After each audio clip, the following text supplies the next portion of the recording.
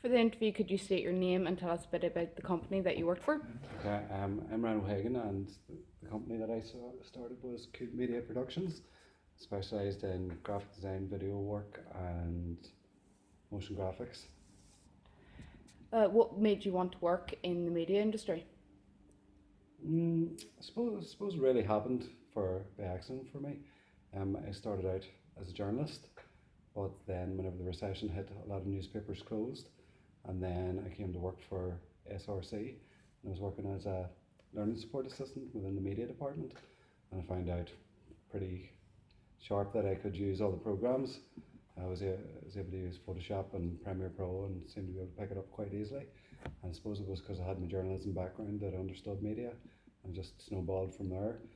So I went on to train up in media, done my HND, and moved on to a degree, and then started teaching media. But at the same time, I was running my own small business while all this was going on. How did you get your current job? Well, the media business, I just went out and started it myself.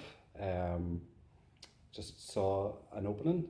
I had a feeling that people in Northern Ireland didn't want to pay high prices for media products, so I thought that we could offer a budget service towards them, especially towards wedding videos. So that's actually what I did. I started a budget-based videography company, and it went really well for the first year. I was in demand because people were so impressed by the prices.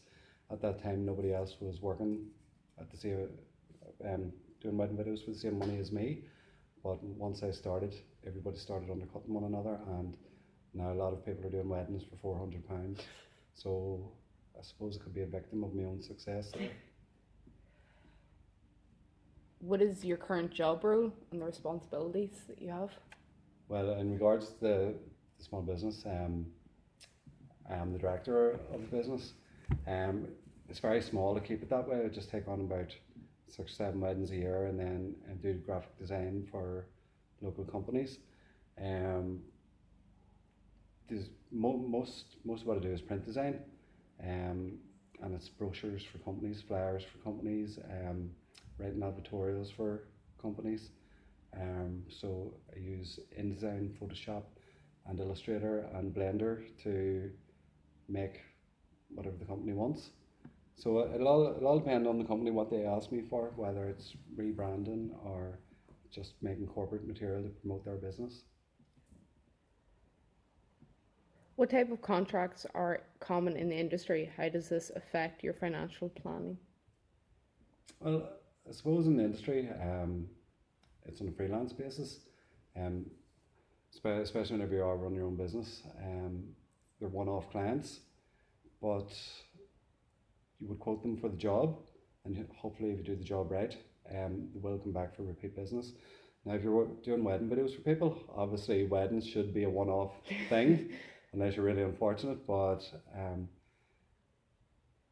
you deliver your wedding video, and you know that it's a one-time job for them, but you hope that they'll pass it on to the friends through word of mouth.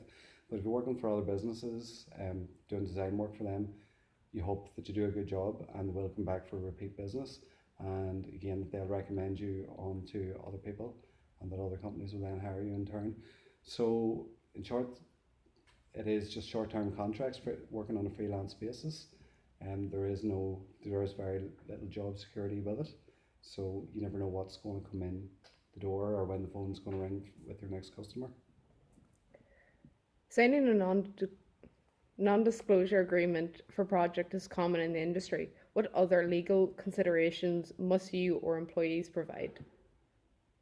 Well, I suppose it's just the same thing really, just confidentiality agreements, um, especially whenever you are working on design work for companies. A lot of them don't want their prices disclosed, because it means that rival companies can then just look and see what their prices are and things. So you have to bear that in mind. You have to go through the brief straight away from the offset with your client and find out, exactly what they want.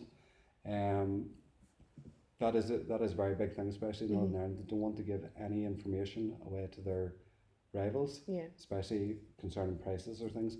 Other places will happily divulge the prices, if it's Yeah. a retail business, but majority of my customers, while they want their business promoted, they do not want to discuss their prices. It's up to the customer to contact them to see what prices they can offer. So just confidentiality, and yes, you would have non-disclosure agreements with them as well. You'd also, a lot of them want their brand protected. Yeah. So whatever they're giving you, or if it's new, it's a new product they're working on, they mightn't want to tell Yeah. anybody else. So yeah, it's just basically, a lot of people will ask you for non-disclosure agreements at the start. What training advice would you give me to starting out in the industry, and what do you think is necessary? So take that question. What training advice would you give me starting out in the industry, and why do you think it is necessary? Training advice. Well, my advice to you would be not to be running about like me, like an idiot, from the word go, trying to know everything about everything. I'd recommend you find a niche market, find out what you're really good at, and then build on those skills. Find 2 or 3 skills that you're really good at and build on them, because media is such a huge area that you can't possibly be good at graphic design, video design, animation. Find one thing you're good at, concentrate in that area, and then get really good at it. Start doing some jobs for free, just like local charities, whatever. You can take on jobs for them, and then it can snowball from there. But definitely get good at talking to people, go out and approach people, tell them what you can do, promote yourself, get your name out there so people know Shannon can do this job for me, and it will all snowball from there. But you have to publicise yourself, especially in today's world. Use all the social media, Facebook, Twitter, you name it, use it, get your name out there. And even, if you are starting your own wee business, have a website. A website is very important to have. And I would also even recommend, a lot of people would say no, get yourself advertisements in the local papers, because you definitely need it. A lot of older people don't use social media, Facebook and social media, so they will still be looking in the local papers and the local magazines, and you just never know where things can come from. But if you get yourself a good name built up, and a good reputation, word of mouth is as good as anything.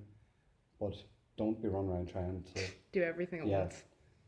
Just start off small, work your way up, and find a couple of things that you're good at and get really good.